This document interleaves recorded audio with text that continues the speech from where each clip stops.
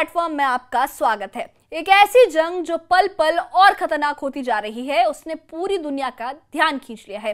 Israel ने Iran पर हमला करके आग भड़काई, लेकिन अब ईरान की मिसाइलों ने तेल अवीव और हाइफा को दहला दिया। इस तबाही के बीच एंजल ऑफ तेहरान की कहानी ने सबका दिल जीत लिया है और सबका ध्यान खींचा है। कौन है ये रहस्यमय शख्स और क्यों बन गया है ये उम्मीद की किरण? चलिए आपको इस वीडियो में बताते हैं।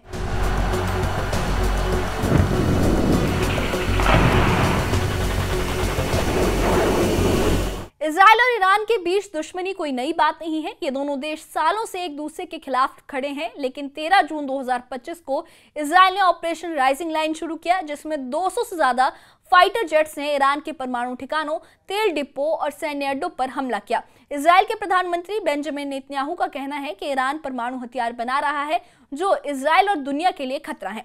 लेकिन ईरान ने इस बार चुप बैठने की बजाय जोरदार पलटवार किया। ईरान के supreme leader Ayatollah Ali Khamenei ने ऑपरेशन ट्रू प्रॉमिस 3 शुरू किया, जिसमें इजराइल के बड़े बड़े शहरों और सैन्य ठिकानों पर मिसाइलें और ड्रोन दागे गए। तेल Aviv, Haifa, Ben Gurion airport और डिमोना परमाणु अड्डा जैसे खास ठिकाने अब ईरान की मिसाइलों की जद में हैं। पिछले 100 घंटों में ईरान ने इजराइल पर 300 से ज्यादा हमले किए। तेल अवीव में एक अपार्टमेंट ब्लॉक पर मिसाइल गिरने से 10 लोग घायल हो गए। हाइफा का एक पावर प्लांट पूरी तरह से तबाह हो गया, जिससे सैकड़ों लोग बेघर हो गए। हाइफा की रिफाइनरी और इजराइल के पेंटागन कहे जाने वाले सैन्य मुख्यालय पर भी मिसाइलें गिरी।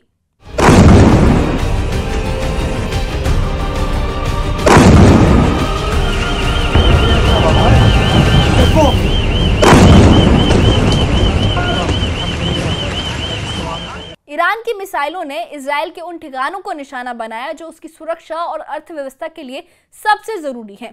नेवतिम एयरबेस, जहां इजराइल के 535 फाइटर जेट्स तैनात हैं, और डिमोना परमाणु अड्डा भी ईरान के निशाने पर है। इजराइल की मिसाइल बनाने वाली फैक्ट्रियां, जहां आयरन डोम, डेविड स्लिंग और पाइथन जैसी मिसाइलें बनती हैं, वो भी तबाह हो चुकी हैं। इजराइल का मिसाइल डिफेंस सिस्टम दुनिया का सबसे बेहतरीन डिफेंस सिस्टम माना जाता है। इसमें आयरन डोम, डेविड स्लिंग, थार्ड और पैट्रियट पैक-3 जैसे सिस्टम शामिल हैं। गजा और हिजबुल्ला के खिलाफ इनका स्ट्राइक रेट 90% था, यानी 10 में से 9 मिसाइलों को ये रोक लेते थे। लेकिन ईरान की मिसाइलों के खिलाफ ये सिस्टम अब सिर्फ 60% ही काम कर पा रहा है, यानी हर 10 में से 4 या 5 मिसाइलें इजराइल में तबाही मचा रही हैं।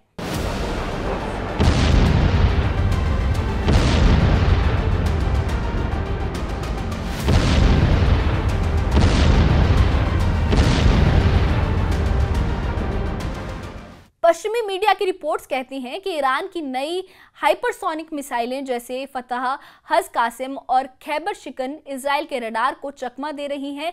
इन मिसाइलों की रेंज 1400 से लेकर 2000 किलोमीटर है, जो इजराइल के हर कोने को निशाना बना सकती हैं। ईरान की मिसाइल ताकत की बात करें तो ईरान ने पिछले कुछ सालों में अपनी मिसाइल ताकत को जबरदस्त बढ़ाया है। उसके पास कई खतरनाक मिसाइलें हैं, जैसे खुर्रम शहर, जिसकी रेंज 2000 से 3000 किलोमीटर की है, शहाब 3 जिसकी 1600 से लेकर 2000 किलोमीटर तक की रेंज है, सेंजल जिसकी 2000 किलोमीटर की रेंज है, गदीर और इमाद 1800 किलोमीटर की रेंज रखती है। फतह, हज कासिम और खैबर शिकन ये 1400 से लेकर 1500 किलोमीटर की रेंज रखती हैं। ये मिसाइलें तेज हैं और रडार को धोखा देने में भी माहिर हैं। खामनेई ने साफ कह दिया है कि वो अपने कमांडरों और वैज्ञानिकों की हत्या का 100% बदला लेंगे। ऑपरेशन ट्रू प्रॉमिस 3 के तहत ईरान ने इजराइल के 25,000 ठिकानों पर हमले किए, जिसमें सैन्य अड्डे और परमाणु ठिकाने शामिल हैं। इजराइल के हमलों ने ईरान की राजधानी तेहरान को भी नहीं बख्शा। विदेश मंत्रालय की इमारत, तेल डिपो और कई रिहायशी इलाके मलबे में तब्दील हो गए। लेकिन इस तबाही के बीच एक कहानी ने लोगों का दिल जीत लिया। सोशल मीडिया पर एंजल ऑफ तेहरान की तस्वीरें वायरल हो रही हैं। ये एक रहस्यमय शख्स है जिसे लोग तेहरान का फरिश्ता बुला रहे हैं। कहा जाता है कि ये शख्स इजरायली हमलों के बीच मलबे में फंसे लोगों को बचाने में जुटा था। कुछ लोग कहते हैं कि ये ईरान की सेना का कोई जवान था जो बिना अपनी जान की परवाह किए लोगों की मदद कर रहा था। हालांकि इसकी कोई आधिकारिक पुष्टि नहीं हुई है, लेकिन ये तस्वीरें ईरानियों के लिए एक उम्मीद की किरण जैसी बनकर सामने आई हैं।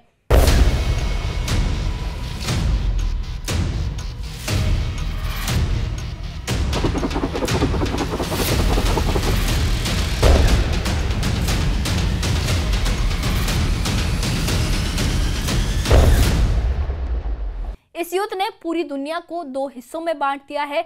अमेरिका और यूरोप इजराइल के साथ खड़े हैं, लेकिन रूस और टर्की ने इसकी निंदा की है। रूसी राष्ट्रपति व्लादिमीर पुतिन और टर्की के राष्ट्रपति रेसेप तय्यिप एर्दोगान ने दोनों देशों से शांति की अपील की है, लेकिन खामनेई अभी गुस्से में है। उन्होंने AK-47 राइफल के साथ एक भाषण देकर इजराइल को कड़ा जवाब देने की धमकी दी है। ईरान ने परमाणु अपसार संधि NPT से हटने का ऐलान किया है, जिसका मतलब है कि वो अब खुलकर परमाणु हथियार बना सकता है। अगर ऐसा हुआ तो खाड़ी देशों में परमाणु हथियारों की होड़ शुरू हो सकती है। इस युद्ध का असर सिर्फ इजराइल और ईरान तक सीमित नहीं है। ईरान के जो तेल डिपो पर हमले से तेल की कीमतें भी बढ़ सकती हैं, जिसका असर भारत जैसे देशों पर पड़ेगा। पेट्रोल, डीजल और रोजमर्रा की चीजों के दाम बढ़ सकते हैं। अगर ये युद्ध परमाणु जंग में बदला तो पश्चिम एशिया में अस्थिरता और बढ़ेगी। ये थी इजराइल और ईरान के बीच चल रहे भयानक युद्ध की कहानी। इजराइल की बमबारी और ईरान की मिसाइलों ने दोनों देशों को जंग का मैदान बना दिया है। एंजल ऑफ तेहरान की कहानी भले ही लोगों को हौसला दे रही हो, लेकिन इस युद्ध का कोई विजेता नहीं होगा।